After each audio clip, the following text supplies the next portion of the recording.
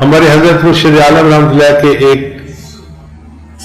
مرید تھے جو حضرت کے مدرسے میں مسلم شریف پڑھاتے تھے. انہوں نے زندگی میں 22 سال مسلم شریف پڑھائی. پھر حضرت کی وفات کے بعد اس عاجز کے ساتھ ان کا محبت کا تعلق ہو گیا. ایک دن وہ مجھے کہنے لگے کہ حضرت میں نے حضرت مدنی رحمۃ اللہ علیہ سے دور حدیث کیا ہے دارالعلوم دیوبند میں. وہاں ایک واقعہ میں نے اپنے استادوں سے سنا, میں آپ کو وہ سنانا چاہتا ہوں. میں نے کہا ضرور سنائیں. انہوں نے واقعہ سنایا کہ جب سعودی عرب کے حضرات نے سعودی عرب پہ حکومت شروع کی تو ان کے ایک بڑے عالم تھے علامہ ابن وہاب, عبد الوہاب. وہ بہت سخت تھے توحید کے مسئلے میں. انہوں نے ان کو کہا کہ یہ جو ترکوں نے قبروں کے اوپر گنبد بنائے ہیں اور جو کبے بنائے ہیں یہ سب غلط ہیں, تم ان سب کو اکھاڑ دو. چنانچہ انہوں نے اس عالم کی بات پر جنت بقیع کے اندر جتنی قبور کے اوپر کچھ بنا ہوا تھا سب توڑ دی, بالکل صاف کر دیا. اب جب صاف کر کے فارغ ہوئے تو ان کے ذہن میں بات آئی کہ آپ گنبد خضرا کو بھی توڑنا چاہیے. اب ان کے علماء دلیل یہ دیتے تھے کہ نبی علیہ السلام نے حدیث پاک میں فرمایا ہے جس سے ثابت ہوتا ہے کہ بنا علی القبور کی اجازت نہیں ہے, یعنی قبر کے اوپر کوئی عمارت بنانا, کوئی چھت بنانا, کوئی اس کی اجازت نہیں ہے.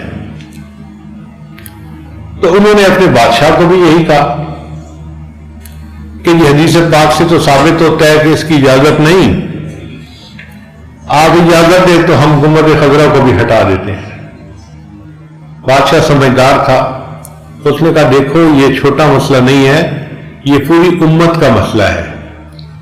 تم پہلے جاؤ اور پاکستان, ہندوستان, بنگلہ دیش کے علماء سے بات چیت کرو, اگر وہ بھی تمہارے ہم نوا ہیں تو ہم اس کو ہٹا دیں گے, اور اگر کوئی علمی اختلاف ہے تو پھر ہم اس کو آپ ہی لگا سکتے ہیں. چنانچہ کوئی 6-7 حضرات کا ایک وفد دارالعلوم دیوبند آیا. انہوں نے آ کے محتمم صاحب کو کہا کہ ہم آپ سے اس مسئلے میں بات کرنے کے لیے آئے ہیں, آپ حضرات ہمیں اپنی رائے بتائیے. محتمم صاحب نے کہا کہ مجھے 3 دن کا وقت دے دیجئے. 3 دن کے بعد بدھ کا دن آنا تھا, ہم بدھ کے دن عصر کے بعد اس پر گفتگو کر لیں گے. اب ان 2 دنوں میں محتمم صاحب نے پیغام بھیجا اور ہندوستان کے طول و عرض میں کوئی 500 بڑے بڑے حضرات, محدثین, مفتی حضرات سارے دارالعلوم دیوبند میں جمع ہو گئے. وہ فرماتے ہیں کہ ایسا مجمع شاید ہی کبھی دارالعلوم دیوبند میں پھر دیکھا گیا ہوگا.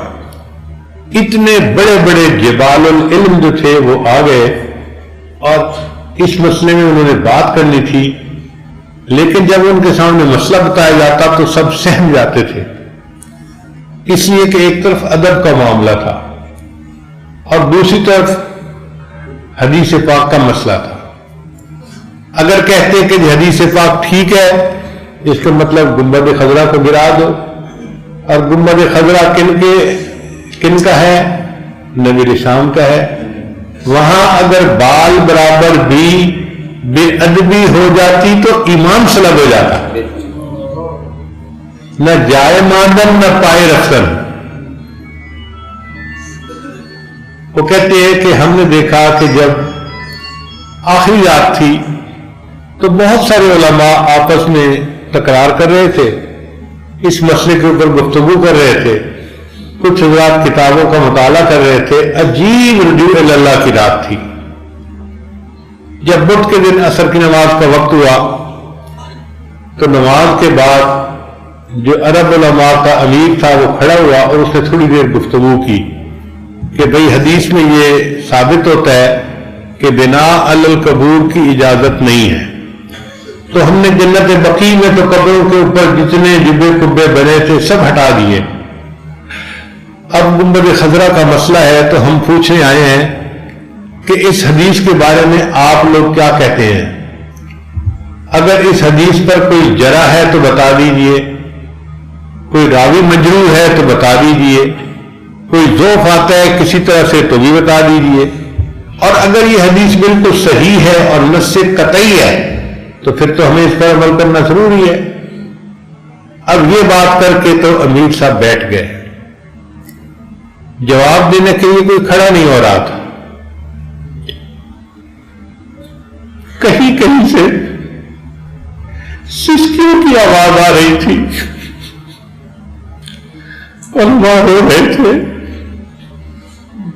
یا اللہ ہم اس کا کیا جواب دیں۔ کوئی 1-2 منٹ توقف کے بعد حضرت اقدس تھانوی رحمت اللہ علیہ کھڑے ہوئے، آپ نے خطبہ دیا اور خطبہ دے کر فرمایا کہ الحمدللہ اللہ نے اس مسئلے میں مجھے شرح صدر عطا فرما دیا۔ سب لوگ حیران ہو کے سننے لگے کہ حضرت کیا فرماتے ہیں۔ انہوں نے پوچھا جی حدیث کے بارے میں آپ کیا کہتے ہیں؟ حضرت نے فرمایا حدیث بالکل صحیح ہے، کوئی کہیں سے ضعف آتا ہے نہیں آتا، کسی راوی پہ جرح ہے بالکل کوئی جرح نہیں ہے، حدیث سند متصل والی ہے اور بالکل ٹھیک ہے۔ جب حضرت تھانوی نے یہ فرمایا تو عرب عالم کہنے لگا کہ اس کا مطلب یہ ہے کہ ہم جا کے پھر گنبد خضرا کو گرا سکتے ہیں۔ حضرت تھانوی نے فرمایا نہیں، تم گنبد خضرا کو نہیں گرا سکتے، یہی تو مسئلہ ہے جس میں اللہ نے مجھے شرح صدر عطا فرما دیا۔ اب وہ عرب عالم حیران ہے، ایک طرف حدیث کو بھی صحیح کہہ رہے ہیں اور دوسری کہتے ہیں کہ گنبد خضرا کو بھی نہیں ہٹا سکتے۔ اس نے کہا نہیں ہمیں بات سمجھ نہیں آ رہی، ہمیں بات سمجھا دیجیے۔ جب اس نے بار بار پوچھا تو حضرت تھانوی نے فرمایا کہ حدیث پاک بالکل ٹھیک ہے، بنا علی القبور کی اجازت نہیں ہے، مگر گنبد خضرا کا معاملہ جدا ہے، یہ حجرہ عائشہ پہلے تھا، قبر بعد میں بنائی گئی، لہذا اس کو بنا علی القبور نہیں کہہ سکتے، کوئی بندہ اس گنبد خضرا کو نہیں ہٹا سکتا۔ عرب علماء مطمئن ہو گئے، آج بھی گنبد خضرا جو موجود ہے یہ ہمارے اکابر کی علمی نشانیوں کی دلیل، اس کو علم نافع کہتے ہیں۔ اللہ ہمیں بھی ایسا علم نافع عطا فرما دے اور ہمارے سینے کو نور سے بھر دے، اور اللہ تعالی ہمیں عمل کی توفیق عطا فرمائے اور ہم معصیت سے خالی زندگی گزارنے والے بن جائیں۔ یہ یاد رکھیے گا، رب کی مان کے زندگی گزاریں گے تو امام عالم بنیں گے، نفس کی مان کر گزاریں گے تو غلام عالم بنیں گے۔ اب فیصلہ ہمارے ہاتھوں میں ہے، بہتر یہ ہے کہ ہم اللہ کی مان کے زندگی گزاریں تاکہ اللہ تعالیٰ ہمیں دنیا آخرت کی ذلت سے نجات عطا فرمائے اور اللہ تعالیٰ ہمیں اپنے مقبول بندوں میں شامل فرمائے۔ علم کا یہ نور قیامت تک چلتا رہے گا۔ یہ بہت خوشی کی بات ہے کہ آپ حضرات علماء یہاں پر علم کے لیے آتے ہیں اور الحمدللہ اپنے عقیدے کے بارے میں اور باطل فرقوں کے بارے میں صحیح علم اپنے اکابر سے پا کے جاتے ہیں۔ آپ کا یہاں آنا بھی مبارکباد کے لائق ہے۔ اللہ تعالیٰ اس مرکز کو شاد اور آباد رکھے اور قیامت کی صبح تک اللہ تعالیٰ اس کے علمی فیض کو جاری و ساری فرمائے۔ وآخر دعوانا ان الحمد للہ رب العالمین۔